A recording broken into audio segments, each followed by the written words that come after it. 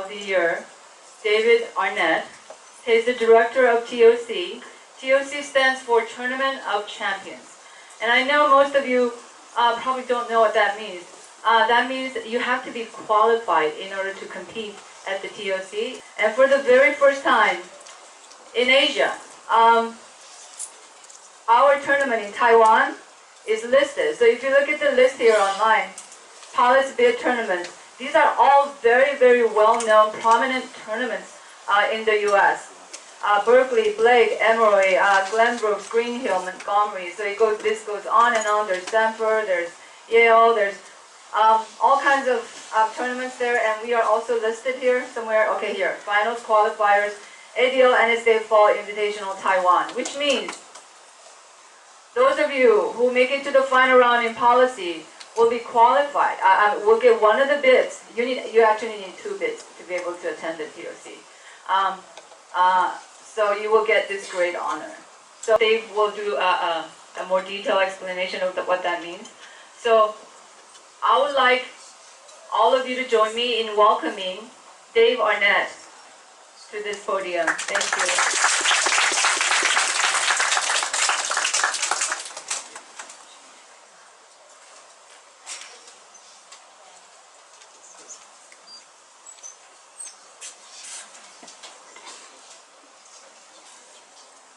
Thank you. Good morning. My name is Dave Arnett. I'm the Director of Debate at the University of Kentucky. I am also the Director of the Tournament of Champions that Jesse spoke of. And I want to talk about my experience with policy debate this morning. And that, for me, is an experience that began in 1986. I was 12 years old and started debate in middle school, like so many of you, although some of you have started even earlier than that. I judged an incredible smart debate yesterday that was really incredible and overwhelming to see. I thought I was young when I started at 12.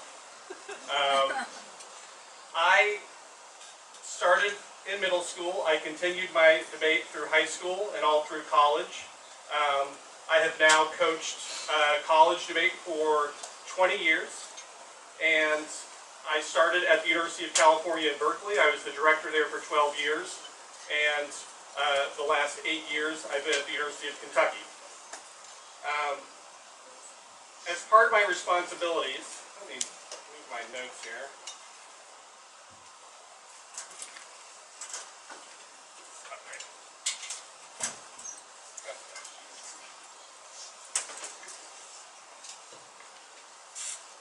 Part of my responsibilities at Kentucky include the directorship of the Tournament of Champions. In its 48th year, the TOC is considered by many the most elite high school debate championship in the United States. It is something of a partner with the NSDA that is the largest national championship. The TOC's role is a smaller, more elite group of speech and debate participants that have, as Jesse mentioned, earned bids to qualify for those for the TOC. We have in policy debate over 30 tournaments across the United States and 1 international tournament that's right here. And over the course of the year, teams from all across the country and now the world compete to earn those 2 bids to attend the Tournament of Champions. Last April, when I was sitting with my policy committee discussing whether or not we should make this tournament the first international policy qualifier in the world, I wasn't sure what my committee was going to say, but I am glad to let you know how excited they were to give this a chance. And I think it's a testament to Jesse and ADL's work here to build policy debate. And I just want everyone to know that their effort is being noticed, and the committee of the TOC took notice and is excited to give us a chance here. And I couldn't be more excited to be here this weekend and to see with my own eyes the work that's happening for policy debate here, and I'm really proud of what I've seen here. So it's incredible.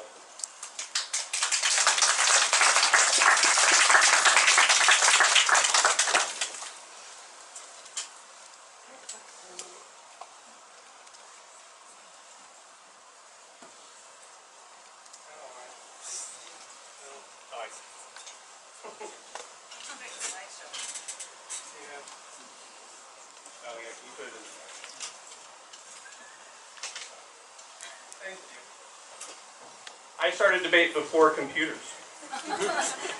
Believe that. I want to take a few minutes to give some background on policy debate and express what I believe to be some of the unique benefits that policy debate can offer. In way of history, it's important to know that policy debate is the oldest form of organized debate in the United States. The first official NSDA policy topic was created in 1927. And just to give you some contrast between other debate events, Public Forum, for example, began in 2002.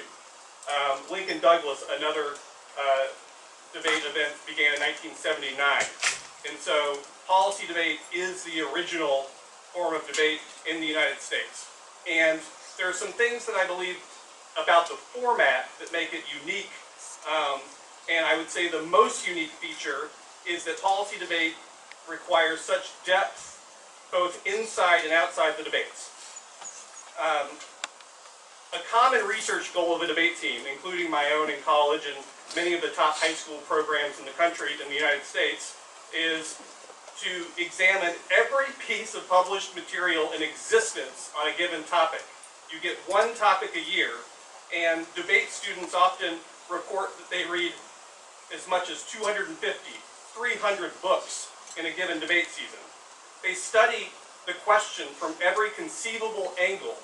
And one of the things that is really remarkable, that in a single competitive debate, you might debate things like political science, sociology, metaphysical philosophy, history, hard science, law. At 12 years old, you might be doing that. And to me, when we start thinking about policy debate and other debate events, and I think all debate events are great, and all speech events are great, but what policy offers for those that are up for the challenge is a depth that is just unmatched, not just in debate, but unmatched by other academic endeavors. There are many benefits of policy debate, and I want to isolate just a few here. Critical thinking. There are studies upon studies of empirical evidence that demonstrate a connection between participation in debate and learning the skills of critical thinking. There was a review that noted that 50 years of research correlates debate training with critical thinking skills. Debaters learn how to spot errors in reasoning and proof, and they do it with just a few minutes of prep time. They do it with people talking 300 words a minute at them, and it is a skill that is just undeniable. Research skills. In my experience, and I think in the experience of any policy debater that has done it at a high level, would say that there is no class or activity that compares to debate as a means of teaching students methods of research. Students engage in research 20 hours or more a week for preparation, and they gain, there are a number of studies that demonstrate the value of these research skills. In the United States, there are a number of governmental organizations, private organizations, and there are international institutions that offer internships for debaters.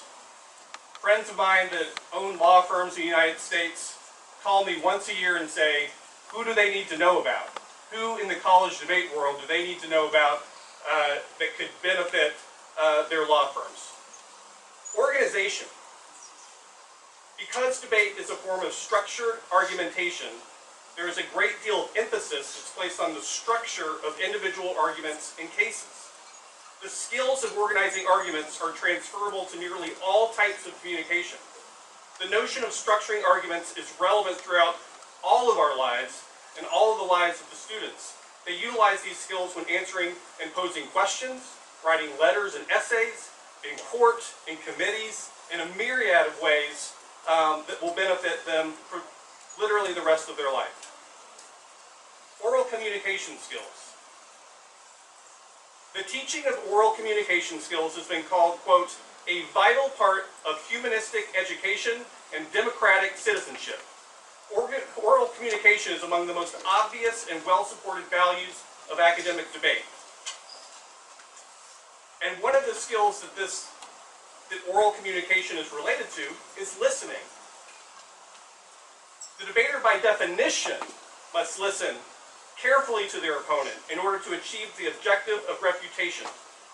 Careful listening is rewarded in debate by the discovery of flaws in the opponent's language and their thinking and their evidence.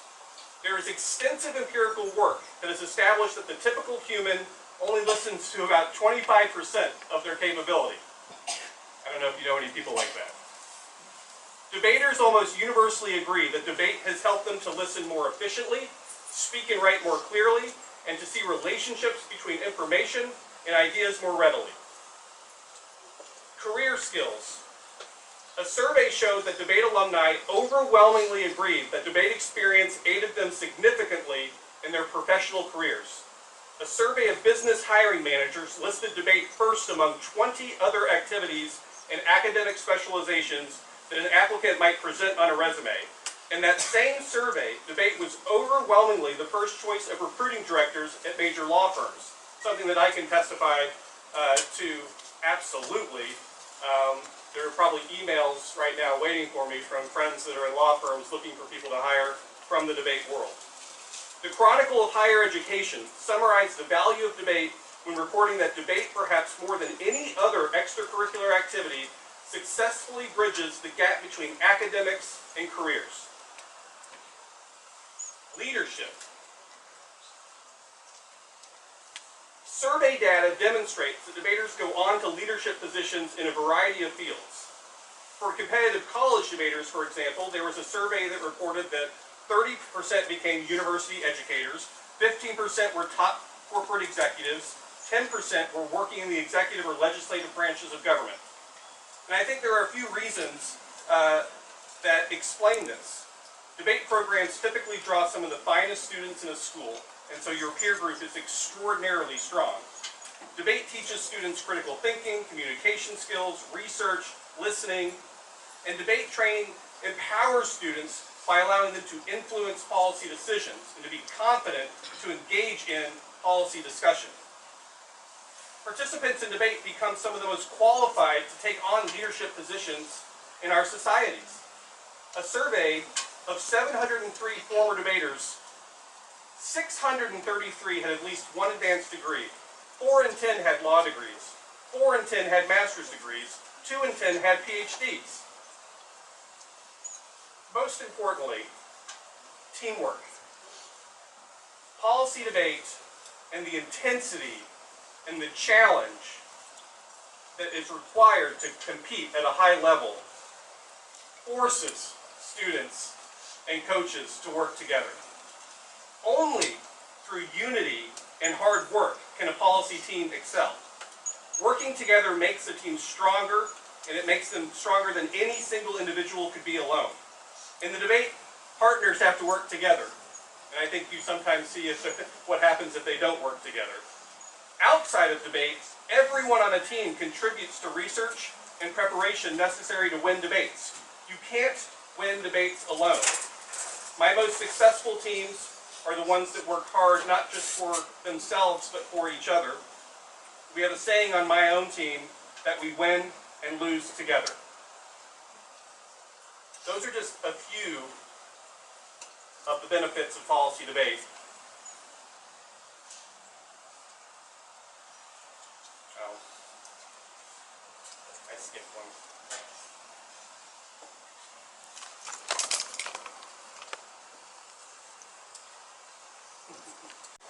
I know that students and parents want to make sure that what they get out of policy debate into their debate experience can translate into academic achievement.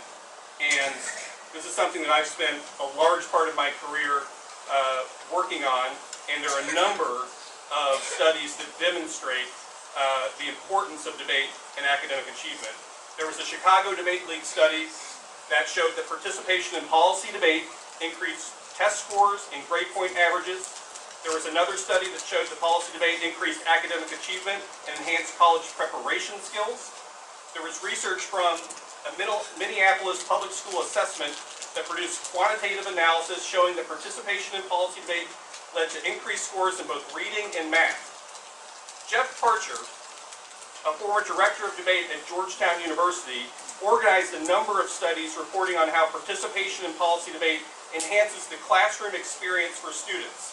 And I think there are several different skills that Mr. Parcher explained. Debaters appear to be more capable of processing information effectively. Their experience with debate enhances their listening and note-taking skills. Students involved in competitive debate programs are more equipped to participate in class discussion. And debaters are better prepared for research papers, presentations in classes because of the skills they learn in debate.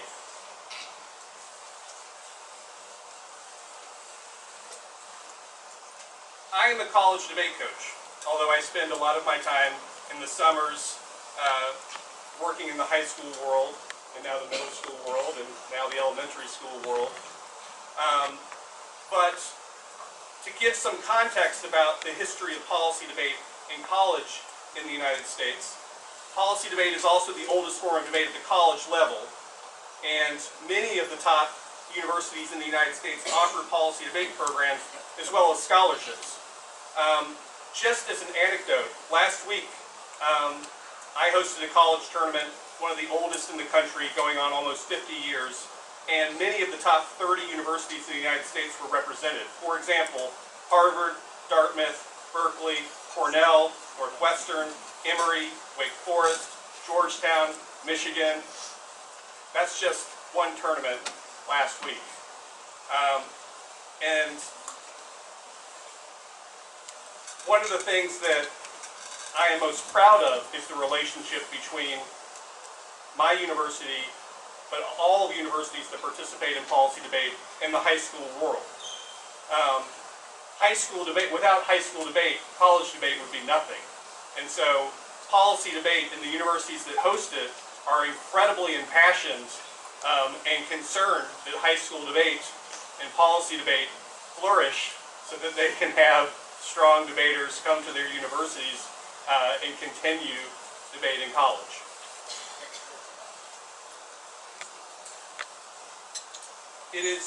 There are only a couple of forms of debate at the college level.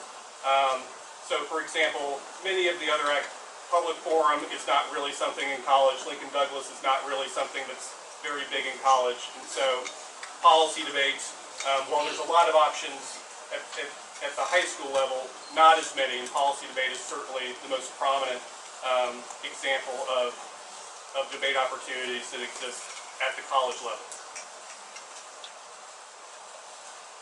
One of the things that I think really speaks largely to what policy debate can do is its alumni. I am one of them. And I don't think anything makes the case for policy debate quite like its alumni do. There was a study that I found that as far back as 1960 found a strong relationship between policy debate and life success. There was a magazine that surveyed leaders in politics, business, and various professions. 100 of the 160 respondents had debated, and 90 of the 100 believed that debate experience had been extremely valuable in their careers. Survey data from 1926 reported that debaters went on to become bishops, congresspersons, college presidents, senators, and governors. There were two quotes that I picked out that I thought were very representative of what policy debate alumni would want to tell you today about policy debate. Erwin Chemerinsky is currently the Dean of Law at the University of California, Irvine. He was a national debate champion. He debated at Northwestern from 1971 to 1975, and is one of the most incredible speakers that I've ever had the benefit of hearing. Dr. Chemerinsky says, debate was the most important part of my high school and college education. The training it provided me in analysis, organization, and speaking have been invaluable, and I literally use the skills I learned in debate every day. It also taught me how to manage my time effectively and efficiently. The life lessons it provided were equally invaluable. Other than my parents, my high school and college debate coaches were the two people who had the greatest impact on my life. Rebecca Tushnet is currently a professor of law at Georgetown University, debated at Harvard from 1991 to 1995. Rebecca says, high school and college debate was the most important part of my education by far. I learned research, time management, and argumentative skills that put me far ahead in my classes and prepared me well for law school. In fact, I found law school much easier than college debate. I had to figure out what to do with all my extra free time. I was already thinking like a lawyer, often a major barrier to new law students. Moreover, debate's requirement of teamwork offered fantastic lessons in working with others, dividing responsibilities, and collaborating to achieve team goals. I can't say enough good things about policy debate or the people I met as a result.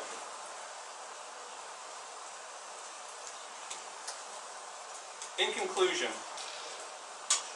debate gives young people the skills they need to succeed in academics and in life. It gives them a number of skills that we've talked about, but it gives them something else. It gives them a voice. It gives them the confidence to stand up and participate in their communities and the world. I hope everyone here appreciates the opportunity that they have in debate, and I hope everyone works hard to improve, and most importantly, I hope they have a good time doing it. Thanks for the opportunity to be here, and good luck.